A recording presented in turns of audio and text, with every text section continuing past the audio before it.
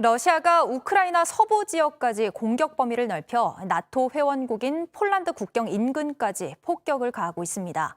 양국 정상회담 제안에 대해서는 배제하진 않고 있다는 태도를 보이고 있는데요. 자세한 이야기 오늘 아침엔 이도성 기자와 함께 나눠보도록 하겠습니다. 이 기자, 우크라이나 침공이 벌써 20일 가까이 이어지고 있는데요. 수도인 키이우나 주요 도시뿐만 아니라 이제 서부까지 공격 범위를 넓히고 있다고요? 네, AP통신 등은 외신들은 우크라이나 당국자들을 인용해서 러시아가 남서부와 북서부에 있는 군사 비행장을 공습했다고 보도했습니다. 이 폴란드 국경과 인접한 서부 도시 리브이에도 미사일 공격을 가했다고 전했는데요.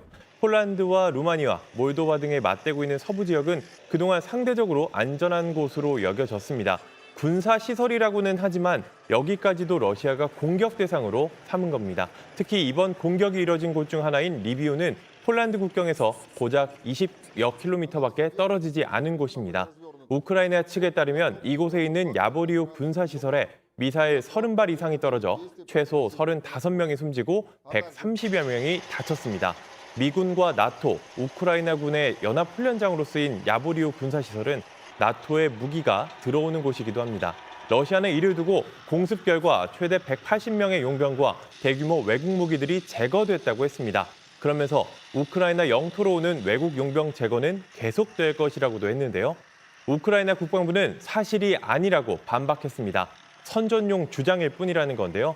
우크라이나 국방부 대변인은 야보리우 훈련장에서 사망한 사람들 가운데 외국인은 없다고 밝혔습니다.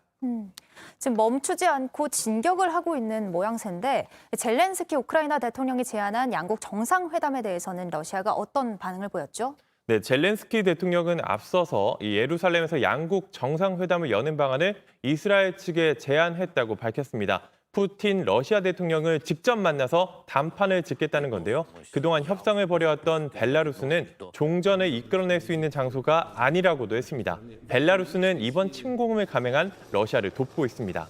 그러자 러시아 크렘린궁 대변인은 러시아 매체와의 인터뷰에서 정상회담 가능성은 배제하지 않는다고 했습니다. 이 회담 결과가 무엇이 될지, 회담에서 무엇이 논의될지 등을 이해할 필요가 있다면서 회담을 위한 양측 간의 대화가 진행 중이라고 밝혔습니다.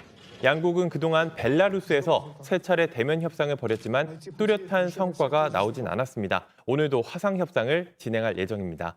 이런 가운데 미국과 중국 고위급 인사들이 이탈리아 로마에서 회동을 합니다. 제이크 설리번 백악관 국가안보보좌관과 양제츠 중국 외교 담당 정치국원이 만나는데 우크라이나 문제를 비중 있게 다룰 전망입니다.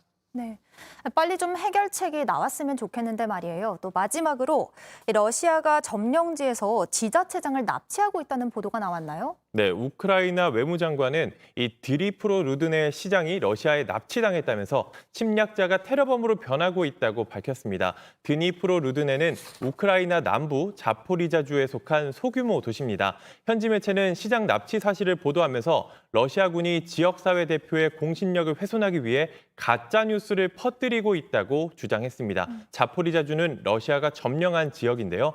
앞서 자포리자주의 멜리토폴에서도 시장이 무장 괴한들에게 구금됐습니다. 뒤이어 외신들은 러시아가 구금된 시장 대신 새로운 시장을 내세웠다고 보도했습니다. 네, 알겠습니다. 소식 잘 들었습니다. 지금까지 이도성 기자였습니다.